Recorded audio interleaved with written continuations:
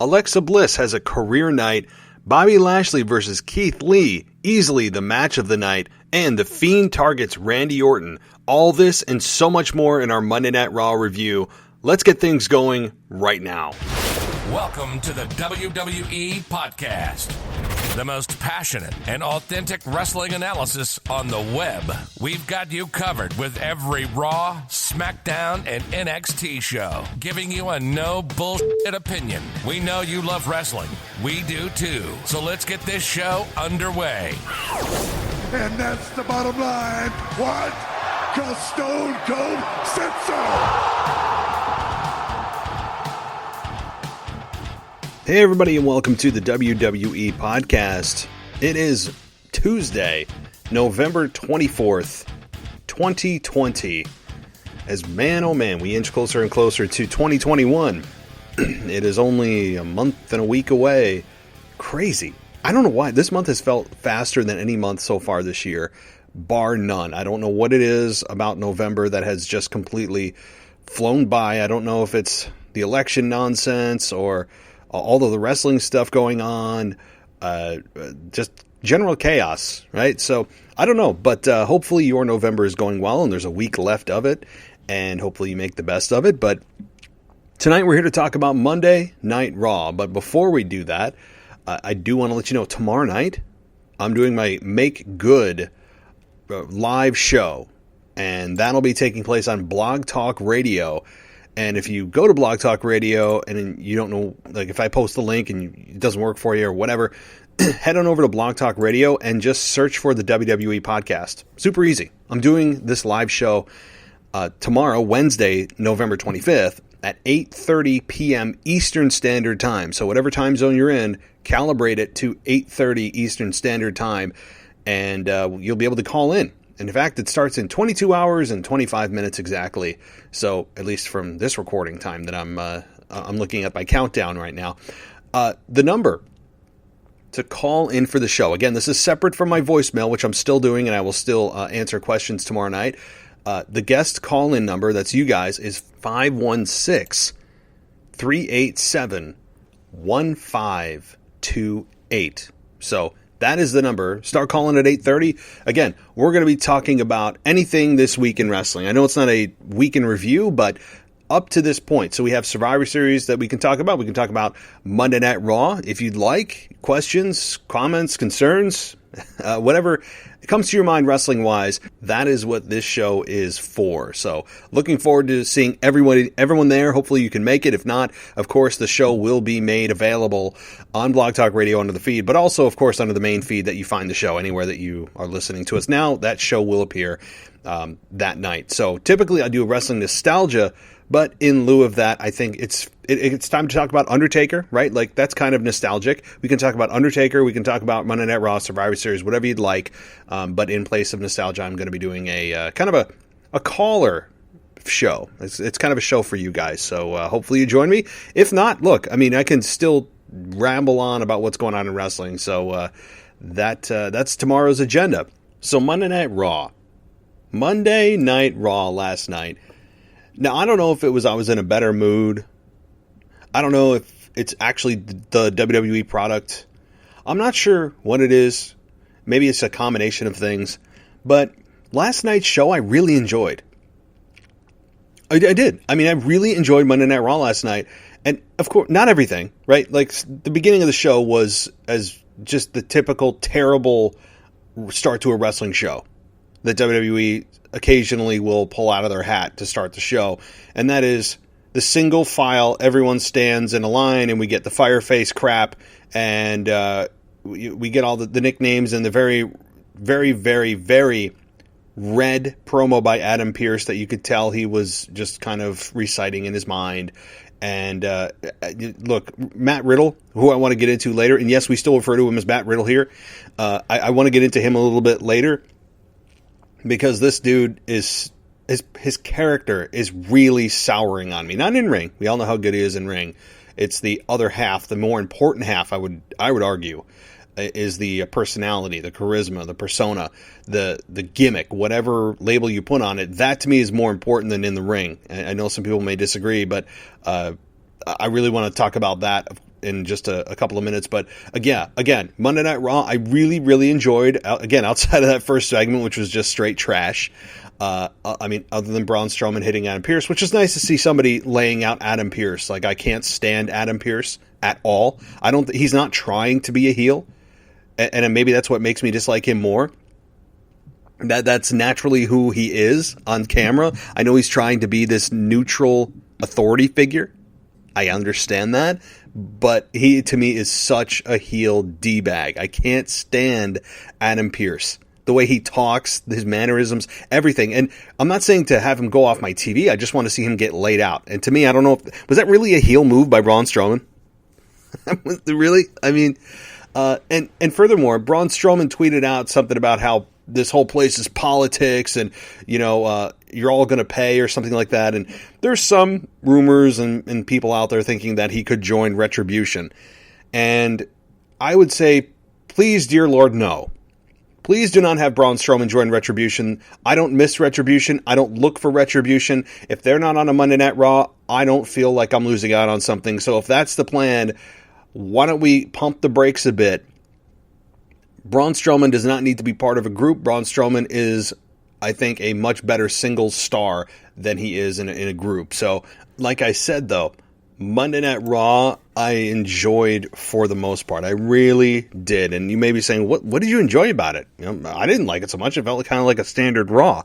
Well, first and foremost, and I guess it's kind of a tie, neck and neck, in terms of what I enjoyed the most. But surprisingly, I think what surprised me the most that I liked was Bobby Lashley versus Keith Lee. That, to me, was it wasn't a 5-star classic in terms of what today's definition of that is, which is super high flying, constant movement, no selling, just move after counter, which is not my thing. This to me was just a good story inside the ring. Two huge guys, one very muscular, one just bigger. I mean, like, let's be honest, Keith Lee is a little bit more body fat on him, and he just does, but still heavy nonetheless. And seeing these two go at it, it felt like Bobby Lashley was really just putting in the extra effort. He got busted open the hard way. I think it was on the shot to the ring post. He kind of clipped his head and was bleeding the hard way. That's always a beautiful thing to see, and I'm not advocating for the safety of the wrestlers to be in jeopardy. That's not what I'm saying, but I'm saying when it happens in a safe way, as safe as it possibly could happen, it's a beautiful thing, isn't it? Blood is a beautiful thing in wrestling. It's a way to paint the canvas, so to speak, and to tell a story that often is and cannot be used in a PG environment. But damn, when it is used accidentally, it makes things just more dramatic. And so, obviously, what was on the line here, though, was the opportunity for the winner to go to the triple threat match next week, and the winner of that match would face Drew McIntyre for the WWE Championship. And this match, I mean, again, it felt like just extra effort on both men's part. I loved it. I really, really did. And the feat of strength that Bobby Lashley showed, picking this guy up on his shoulders with like ease almost, was super impressive. The suplex that he almost did, if anyone noticed, a stalling vertical suplex, almost. It was like for that split second on Keith Lee. That was so impressive. I mean, I can't imagine the type of and kind of strength that Bobby Lashley has. The leapfrog that Keith Lee did, like what? It was just all around extremely well done. I'm actually glad that they didn't have a clean finish on this one. I was advocating for not a clean finish because I don't want to see Bobby Lashley lose. He is the United States champion, and he's been on a roll big time as of late in the Hurt Business. And he's really the muscle of the Hurt Business. And Keith Lee, of course, who's undefeated, you don't want him taking a big loss either. So it made sense to have this kind of screwy finish where Keith Lee drops Lashley, all of his weight on Lashley's ribs. And then we have MVP come in, cause the DQ, and that to me made a lot of sense. It also put heat on MVP and made you want to see these two fight again because we didn't get a conclusion. I was getting into this match. I don't know what I was thinking or doing at the time, but maybe nobody else feels this way. I was really into this. really into it. And they brought me in, and congrats to both men. I hope we see this again in the near future. MVP continues to just shine as the mouthpiece of the Hurt Business. He's the glue that holds everyone together and everything together, and is a perfect manager slash wrestler slash mouthpiece that can excel and promote the Hurt Business. So very well done on all fronts of this match. That really was a massive positive. Another massive positive to me, and this is again neck and neck with the Keith Lee Bobby Lashley match, is Alexa Bliss. I mean, she was woven throughout the show, but I didn't get sick of her. And I'm not saying to weave her throughout the show every single week, because that does wear thin quickly. But in this instance, she is just a perfect fit with this role. And Nikki Cross, to her credit, also was a perfect fit for her role in trying to be that friend that did everything she could to unhypnotize Alexa Bliss, to know what's best for her, to try to snap her out of it. And Alexa Bliss, or Nikki Cross, says, look, I've tried everything. I'm going to beat the Fiend out of her. I mean, she was fired up. I believed her. So Nikki Cross, again, gets credit here. And during their match, it was also just well done. The story in the ring here, very, very, very good.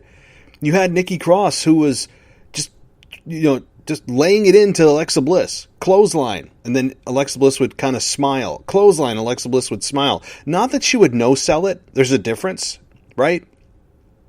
There's a difference between no-selling and being able to show your emotions while you're getting beat up and tell that story. And that's what Alexa Bliss did here.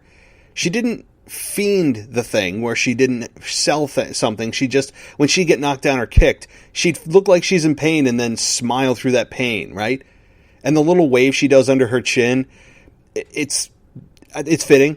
It's growing on me. I wasn't a huge fan of it at first, but it's starting to, I think, fit in pretty well with her character. I love what they've done with her and her hair and her outfit and just her contacts that she puts in when she's in the Firefly Funhouse. It's all beautiful. It's really just a beautiful thing to watch when wrestling works, isn't it?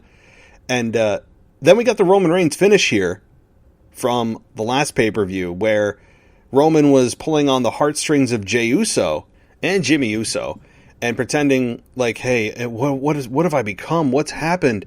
And almost like they've just kind of feigned a epiphany moment, just to lure that person in to be vulnerable and to then just snap on them again. It was a beautiful thing. She did the Roman Reigns finish, but still beautiful. I know we just saw it a little over a month and a half ago, but it's a perfect way to tell the story that Alexa Bliss is truly changed. That she's not just kind of faking this, or that she might turn back, but that she truly is evil now through and through because of the Fiend. So it was a great thing to have her get lured in, Nikki get lured in, and then boom, a modified. I'll call it modified. I love that word too. Modified. Whenever a move doesn't quite go the way that it should, the announcers cover by saying modified, because when a move doesn't go exactly according to plan, it's just modified. And I guess that's true, but that's what she hit, a modified Sister Abigail for the win over over Nikki Cross. And it was just a great, great thing to see. And Alexa and Nikki Cross continue to probably bring this all the way to TLC. I have no reason to believe that these two won't be facing one another at TLC. I think it's a perfect match. I also like how Alexa Bliss is not just the sidekick of Bray Wyatt. Like, she is her own woman. She's got her own story with Nikki. And hopefully others as things evolve and she moves away from Nikki Cross, which is inevitable. But I like that. I like how Alexa Bliss isn't just exclusively tied to the Fiend as part of the Funhouse and accompanying him to his matches, but that she has her own story going on that is attached to the Fiend as well. And that's important. That's really good to see. The other thing too is Alexa Bliss's music.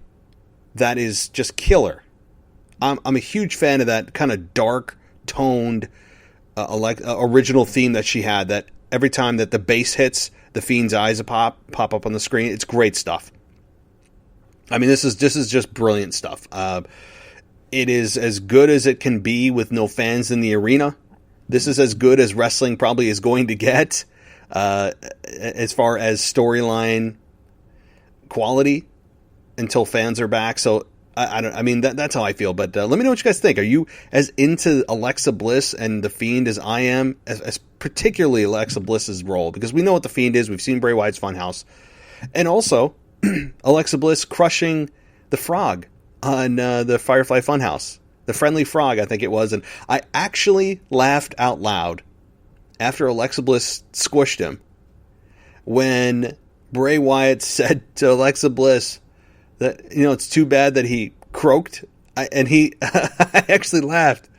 I haven't laughed in a long time at wrestling, genuinely, when it was supposed to be funny. Not kind of ironically, but genuinely funny. That actually made me laugh. But I guess it depends on your sense of humor.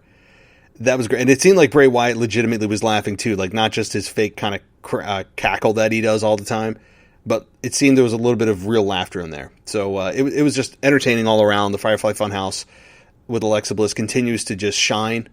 I'm a big fan. And hopefully this is something that continues for the foreseeable future. I don't see any need to break them up. I don't see any need to have a storyline to snap her out of it with some kind of antidote. No, none of that. None of it. This is brilliant stuff, and I'm interested to see eventually what the total end game is, right? Because Alexa Bliss, can she really be this forever? And when I'm saying forever, I mean like after this has kind of run its course, can Alexa Bliss kind of go back to what she was? You would think at some point she will. A year, maybe more. But this is just great while it lasts. So props to everybody involved there. Execution, story, Nikki Cross, everyone. I mean, so, hey, I don't know the last time that I started out a Monday Night Raw review this positive. I don't. I really don't. And to continue on the positivity, because I do have, again, the Riddle thing, I have some choice words for that. But to continue on this wave of positivity, I feel like I'm an honorary member of the New Day here, which I would never be because I can't stand the New Day. But pun intended is what I'm going for. The Fiend targets Orton. He finally takes that path to Orton, and they've been teasing it for several weeks, and now we finally get it. And the Fiend didn't actually touch Orton, but during his match to end Raw, where he was facing AJ Styles and the winner would go to the triple threat to eventually face McIntyre for the WWE Championship, the Fiend interfered by appearing underneath the barricade, or just above the barricade, and then once again on the apron to scare Randy Orton. And actually, did anybody else catch this? After the Fiend popped up the first time and the lights went back down and the camera panned only to one side, if you noticed. It only panned to one side. It didn't look back the other way because that's where Bray Wyatt was running to his next spot. But about halfway through, about 30 seconds after that happened and the lights came back on, you saw Bray Wyatt jump the barricade to come back into the ringside area. Did anybody else catch this? It was blatantly on camera. I mean, it's almost as bad as, accidentally seeing The Undertaker running up the ramp to do his disappearing act, right? Like, I don't want to see it. Don't pull back the curtain. I think it was obviously unintentional, but whoever was editing the Hulu version, or if WWE didn't care, Bray Wyatt was clearly seen jumping the barricade in the distance. It wasn't supposed to be seen. That's how I know it wasn't. Jumping the barricade to come back into the ringside area, so that his second spot he could appear on the apron. So again, I'm not angry about that. I mean, it's just that's how obviously it happens. He doesn't truly have teleporting powers, not to my knowledge. So it was just one of those just production mistakes. So, but hey, I'm not mad about it, or I'm not going to rant about it. But we do have finally a solid program now for Randy Orton beyond Drew McIntyre. And I think the Fiend needs Randy Orton too. The question, too, is who's playing the babyface? You would think Bray Wyatt. I would still believe it's Bray Wyatt because Randy Orton as a babyface is not as fun, nearly as fun. So Bray Wyatt here is targeting Orton, and he made that kind of clear during the Firefly Funhouse when there was a quick flashback and of the Randy Orton burning down the cabin in the woods where Sister Abigail's ashes were laid to rest, I guess. And the burning, the audio of the burning, the screaming lady who was on fire. I mean, like, they hinted towards it. And Orton here in Fiend should be fun. I truly believe, though, this will be the final program for Orton before Edge comes back. That is my best guess. Because this could just be a one-off to TLC with Orton and The Fiend. And come Royal Rumble, because that's what's next, you have Edge come in to surprise Randy Orton and maybe debut at number 21 again. The Rumble is going to be a super interesting pay-per-view this year, and I know I'm getting a month ahead of myself, but it's going to be really interesting because we have Edge returning, we have a returning Charlotte, presumably, on the women's side. There's rumors of call-ups. This is going to be a really interesting Rumble. And I really hope and pray that it is in front of live, warm-blooded human beings. I really do. It's an event that absolutely needs it. And they're going to Tropicana Field in Tampa. So it's a different place. It's a different place. So, and I know yesterday I said that it's a open field or an open roof. And it can be. I forgot they have a retractable roof. So it can be. They can open and they can close it. So that's a perfect venue if you have rain or you just want to open it and say that it's a safer environment because it's open air and there's less chance of contracting the virus. I mean, that's what it's all about, right? So new venue screams the possibility of actual people there because you have more space. I said this on a podcast. Oh my gosh, I don't know. I've been doing so many over the last week. A few days ago, I'll leave it at that, where if Tropicana Field can hold, say, 50,000, 80,000 people, and an arena can hold 20 to 30, well, then you've doubled or tripled your capacity, which means if you have a capacity of, say, 10%, if, say, the Department of Health in Florida, the state health department, whatever it is, they say, okay, you can do it, 10% capacity. Well, 10% capacity at a higher capacity venue equals more people. So hopefully they're able to do this in some kind of safe manner where people have to wear masks, they still have to socially distance, and you can have people there actually live reacting to the Rumble. The Rumble is going to be really difficult to watch if no one can be there. And I know they're doing a great job of pumping in crowd noise, and I understand that, and I'm appreciative of that. But being able to do it live, there's nothing like it. And here the fans count down. Even 15,000 people in an arena that holds 80,000 will still make noise. I watch baseball, and when the Yankees go to Tampa, I'm a Yankees fan, obviously, but when they go to Tampa and there's not that many people in the building, you can still hear it. It's a very acoustically friendly building, particularly if they close the roof. That'll help conceal some of the noise in the building. So we'll have to see how that plays out. But okay, let's get to something that, good grief, I am not a fan of. That's Matt Riddle's personality. I've said this a couple of times, and I'm borderline ranting on Matt Riddle here. Well, number one, they took Matt away from his name. I guess I'm a little bit rough around the edges on that one for obvious reasons. But beyond that silly reason, this is a guy that we're supposed to relate to. We're supposed to find funny and laid back and cool. Is that what this is? Is that the personality that Vince McMahon thinks he's portraying on TV to millions of people? Is this kind of cool surfer dude who just is here to have a good time and make jokes? Again, I'm putting aside his in-ring work. It is very good. That's not the problem. So if somebody comes back to me and says, what are you talking about? Matt Riddle's awesome. Do you see what he does in the ring? I'm not talking about in ring. It's his personality only. So I want to make that distinction. This guy with his fireface jokes, which is just awful. Can we get off fireface? I'm like secondhand embarrassed. Anybody else know what I'm talking about when I say that? The term secondhand embarrassed means I feel embarrassed for him, and I feel embarrassed watching the product. Even though I'm watching it alone, I feel embarrassed.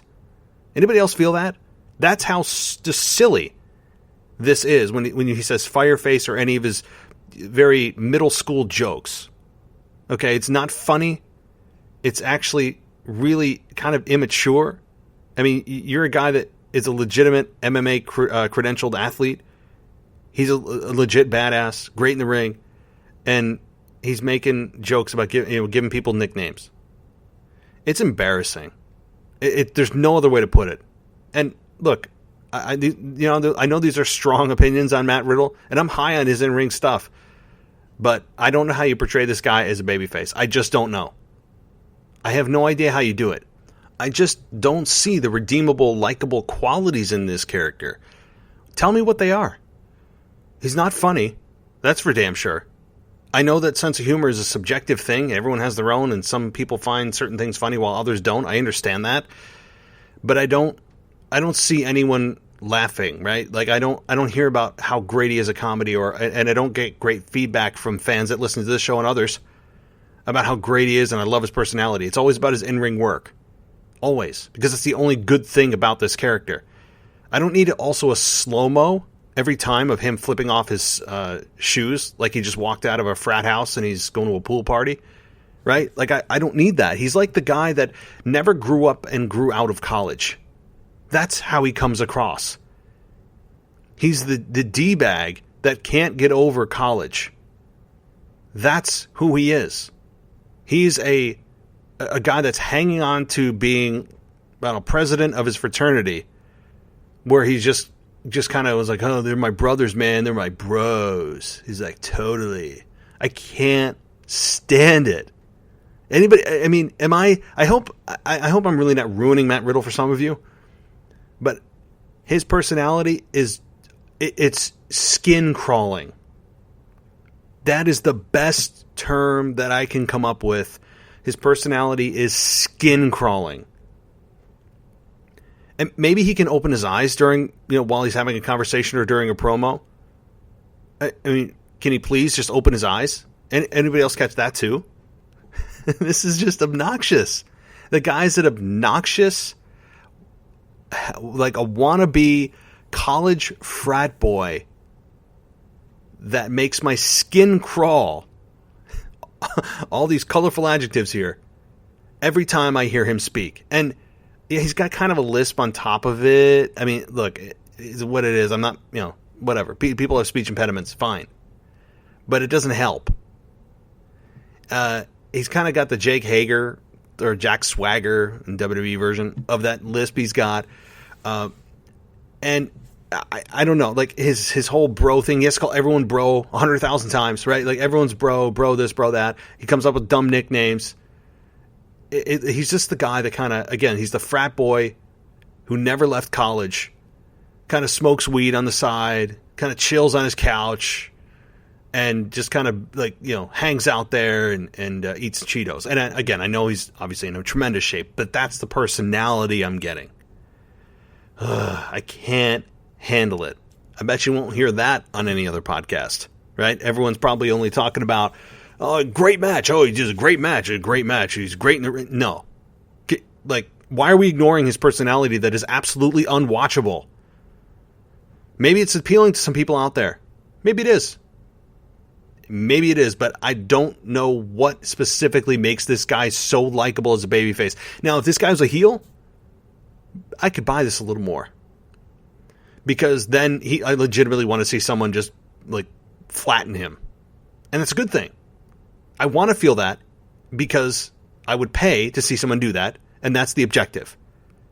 That's the objective if you're WWE. So I think maybe miscast and also misunderstood by Vince McMahon, who called WWE WWF on Survivor Series. I mean, has anybody ever referenced WWE as WWF since WWE became WWE? Has that ever happened? I don't think so. And then Vince comes out, and I know that he was introducing The Undertaker. But, and I know he's also referencing back then when he was Undertaker in the WWF. I understand. But nobody says WWF. It's almost as if WWF never existed. It's WWE. Then, now, and forever. Apparently it wasn't then. Oh, Vince. And look, Vince McMahon looks just... Every time I see Vince, every time I see him, it looks finally like Father Time is laying down Vince McMahon. Like, and I don't mean he's going to die, okay? Like, I don't mean that. I'm not that morbid. But every time I see Vince McMahon, I always kind of look to see, what does he look like? What does his hair look like? Is he dyeing his hair? Apparently he pencils in his eyebrows. I mean, something's there. Like, I mean, it's kind of weird. How he talks, that has seriously slowed. He doesn't have that same energy he did. The Vince McMahon that we all know. He doesn't have that same energy, the same wit. He doesn't have the same kind of volume in his voice, the bass in his voice that he used to have on the microphone. I don't know what it is, but I think it is just Father Time finally coming down to put Vince McMahon in his place that even Vince McMahon can't avoid. So maybe that's what it is, but okay. So let's move on from Matt Riddle. Okay, let's move on to Lana. Lana, who was excited and said that this was the best day of her career when she was interviewed, and that she's going to just take it all in. You know, she was asked by, forgive me for the announcer's name, or the interviewer's name, I can't remember. It wasn't Kayla Braxton, it was, I can't remember. So she asked Lana about being in a women's championship match. Is that what's next? And Lana says, I don't know about that. And kind of being a little bit shy, being a little bit subdued about it, being just kind of really putting that under the rug for now. And that was that. And then you see Lana and Asuka interact. And Asuka didn't take no for an answer and just gave Lana a women's championship match. Just kind of gave it to her. There's two schools of thought here. The first school of thought is that this is great because it shows that Asuka's a fighting champion. That's what Vince is just dead set on, having everybody be a babyface champion. Everyone that's a babyface champion is a fighting champion. And damn it, I'm going to be so transparent about that. It makes me sick. But so there's that. There's also the school of thought that what the hell is she doing to give Lana a championship match? It devalues the championship itself. I understand that it's, a women's championship match. Well, first of all, how many times have we seen the women's championship defended on Raw over the last few months? The answer, a lot. That's the answer. I don't want to see it defended a lot on Raw, or defended a lot at all. I know that you have a babyface champion. I understand that. But you are sacrificing the value of the championship, any championship, doesn't matter which one, by constantly defending it, making championship matches constantly, and making it feel like anyone could just get an opportunity just by asking or attacking you. Because that's the narrative that they've sold us for many years. That is what we've been educated to believe by WWE Creative. We all know that the whole method, and I've said this for years on this show, is that all you have to do is attack the champion, you get an opportunity at the championship. Doesn't matter which one, you just flatten the champion, and boom. Next thing you know, you're awarded an opportunity. It's just such backward logic. I mean, you could just have that champion say, you're not getting a shot at my title, but damn it, I'm going to whoop your ass. Problem solved. I mean, so there's that. For those people that are out there that are thinking, well, if someone attacks the champion, don't they want their revenge? Yeah, they do, and they should. But that doesn't mean they should reward the person attacking them with an opportunity at the championship they struggled to get. So there's that. And again, how many opportunities have we seen Asuka give away? Makes no sense. None. I don't understand why Lana was deserving of a championship opportunity. What did she do? Same with Zelina Vega. And I am a huge Zelina Vega fan. Obviously no longer in WWE, but when she was here, I was a huge, huge fan of hers and always hoped and wished and prayed that she was going to be women's champion for a long time and have a massive heel run. But clearly that was a pipe dream. And no disrespect to Zelina Vega. But she was newly in the singles column in her career and was awarded an opportunity like right away. Well, that makes that takes the championship and makes it feel like, well, it's not that special, right? You don't have to be here for years and, cut your teeth and grind away and scratch and claw. You just kind of, you walk in, you're new. Come on, let's get it. You earned an opportunity. Let's go.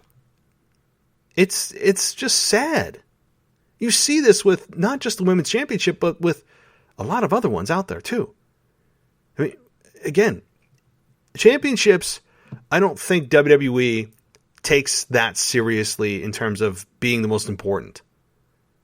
And as Steve Austin always says, if you're not here for championships, what the hell are you here for? If you're not here to be the man or the woman, what are you here for?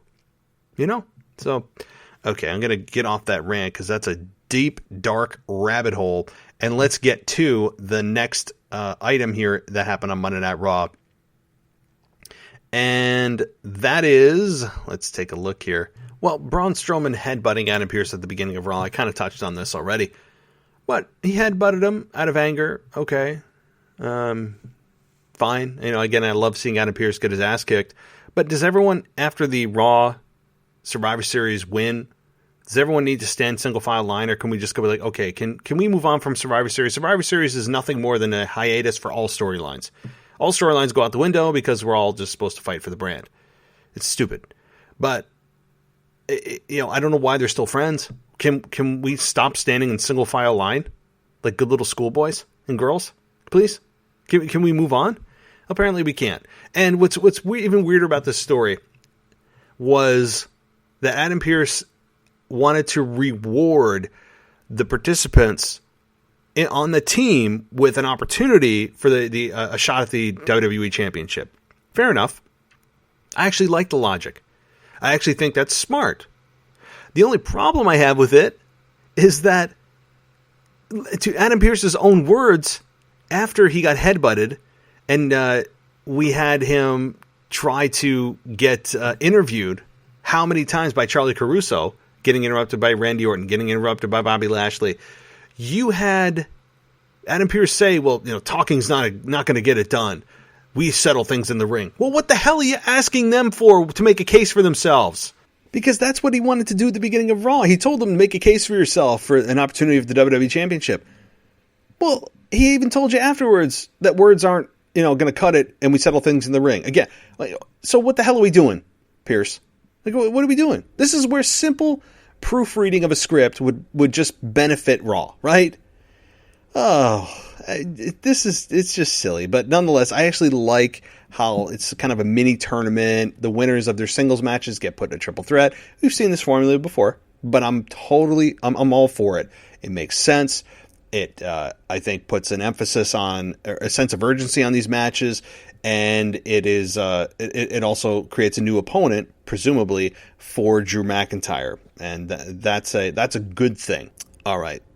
We also had a Raw Tag Team Championship match, New Day versus the Hurt Business, Cedric Alexander and Shelton Benjamin, and I don't know what to say. This is always, what you're going to get quality-wise. It's very, very good. I have nothing to say about it.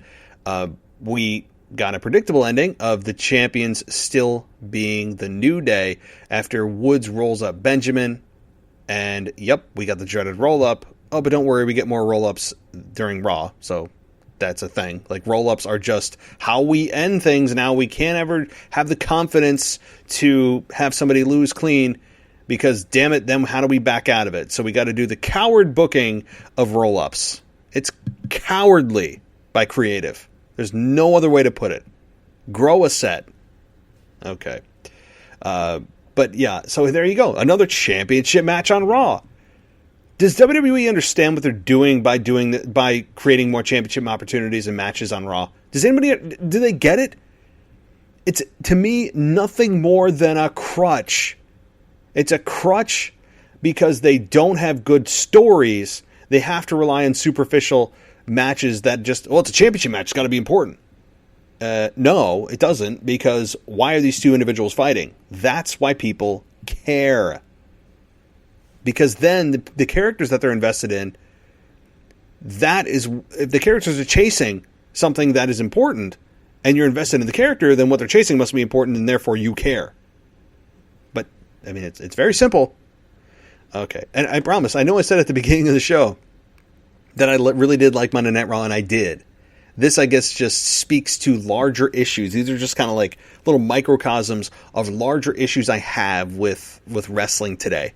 Not particularly Monday Night Raw. Again, Monday Night Raw was really good. And this match with New Day and the Hurt Business was also really good. I have nothing to complain about wrestling quality-wise. It's just kind of like basic storytelling logic, folks. Okay. Moving down the line here. We did get Lana versus Asuka in a women's championship match on Raw because Lana was forced into it. And we got it, and it was fine. It didn't last long because we had Nia Jax and Shayna Baszler at ringside, and Asuka ends up pouring water on Nia Jax, and that's what caused the DQ, because it's almost as if Asuka got kind of intentionally disqualified here, but obviously that's not the case. So Asuka won the match, retains the championship, but you see the predictability here, and that's fine. That's fine. A tag team match between Lana and Asuka versus Nia Jax and Shayna Baszler. I think the logic here was pretty good, or at least the psychology in this match was pretty good. Lana showing a little bit of fire. That's what I've been looking for. A little bit of fire. Not the way in which I would have booked it, but fire nonetheless. That's not just rolling over and dying. That's what I was concerned about, and we didn't get it. And what we saw in Survivor Series and what we saw the last 8 weeks prior to that, it was just shameful what they were doing with Lana. And I know they're trying to gain sympathy for this character, that they're trying to get the fans behind her after all the heel tactics she's been portrayed in, and all the heel roles she's been portrayed in with Bobby Lashley and Rusev, everything else, Dolph Ziggler at one point. That they're trying to do damage control here and really, really kind of weed out any hatred you have for this character and replace it with sympathy by seeing her go through a table week after week after week and kind of being a little bit humble and being kind of shy and everything else that, with the complete opposite of what we saw from her over the last, how many years. So this tag team match ends up with Asuka and Lana winning because here we go. Baszler was distracted and got rolled up, giving the win to Asuka and Lana. Good grief is all I have to say about this. I mean, the finish. How many roll-ups do we have to do? Ugh. But it was I guess that's the WWE creative way of saying fluke victory. Fluke victory. Anytime there's a roll-up, it's fluke. It's a fluke. It's a fluke. But it angered Nia Jax, who looked legitimately pissed off. So good acting or good facials by her. And it also set up another encounter between these four. And I want to see it. I mean, I do. I have no... as much as I argued for Lana to go away, and I did, and I stand by it, what they've done here is at least keep me interested in the Nia Jax-Lana interaction. I am interested in it to see... how much longer Lana can take this before she snaps. And she's, I guess, snapped. And now, can she somehow repay the favor to Nia Jax putting her through a table? And what is Nia Jax going to do when she finally gets her hands on Lana for getting this fluke victory? That is what I'm most interested in. And to be honest, why is Nia Jax angry at Lana from Survivor Series? She did exactly what she was, quote, told by mommy and daddy. And she ended up only winning because Nia Jax got counted out with Bianca Belair, right? So there's nobody else to be mad at but yourself. Lana did exactly what you said. She just happened to be there getting the victory because you got counted out. So I don't know. Maybe that's just the heel way of doing things. But all right. We also got, again, the thank you Taker thing. The thank you Taker, which, you know, it's tough to see Taker go. I said this in my Raw review, or my Survivor Series review, that I don't think this is the last time we're seeing Taker. I think it's the last match we've seen from Taker. I'll be shocked if we get a Fiend Undertaker match now. I'll be literally floored. But based on everything I saw, it is very poetic that Undertaker begins and ends his career at Survivor Series. It's very poetic, 30 years. It's certainly a nice round number, and it does make sense that he does lay the Undertaker to rest in the same place that the Undertaker was created. It's very, very, very poetic. So I will literally be shocked. I would give it like a next to nothing chance. I wouldn't give it impossible. But boy, oh boy, would I really would be shocked if it happened at this point. So, but it was a nice tribute. It really was. And again, this is not the last time we'll see him. It's the last time we'll see him, you know, in ring in a match. Doesn't mean he can't come out and do a choke slam every now and then. Doesn't mean that. Or a tombstone. I'm sure he'll do it. Just kind of like Austin does, pops in from time to time, hits a stunner, hits some beer, and calls it a day. I mean, I could see Undertaker doing a similar thing, a similar type of popping in and out. That's what I can foresee. What else is happening here? I'm looking through my notes. I think that pretty much does it. Again, the ending with Oscar or the Fiend and Orton. I think that's a very telltale sign of where they're going. And it's certainly going to be interesting to see what they play on that. And I like how the Fiend is consistent in not only changing people, but also the stories and why he's attacking who he's attacking, right? It's not just kind of willy-nilly. It makes sense. They're people from his past that have done him wrong. He's on a vengeance tour, which is would have been perfect for The Undertaker, given what happened with them at WrestleMania 31. So, alrighty. Well, guys, I think that does it for me tonight for your Monday Night Raw review. Don't forget, tomorrow, 8:30 Eastern Standard Time, you can call in. We can talk about Survivor Series. We can talk about Monday Night Raw. We can talk about, you know, TLC upcoming, Royal Rumble upcoming, WrestleMania, if you want to go out that far. 516-387-1528. And once you call, you have to press 1 on your phone if you want to get in. Unless you just want to listen, that's cool too. But if you press 1, I'll know that you're in the switchboard to come on the show. So I'm looking forward to talking with everyone tomorrow night. I will also be answering voicemails tomorrow night. It'll be kind of a dual show where I'll do the live portion, and then once I do my editing, I'll put in the voicemails and answer the voicemails that way. So it's going to be a fun little show, a fun show.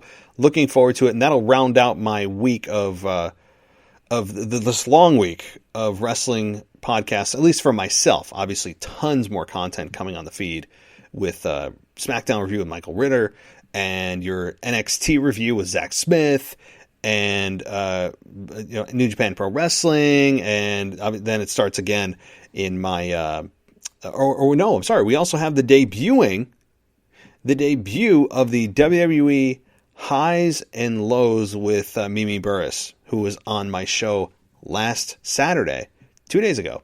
Jeez, I'm losing it. 3 days ago. Whatever the hell Saturday was. I swear, guys, I don't even know what day it is anymore. Like, I'm so tired. But that is what we'll be doing. So Saturday night or Sunday night, we'll be debuting Mimi's brand new podcast of WWE's Highs and Lows. So that's going to be a blast. Alrighty, guys. Thank you so much for joining me. Please consider subscribing and giving us a 5-star rating on Apple Podcasts. It does help us out in the rankings and everything else. Tell a friend if you like us, and I will talk to you next time.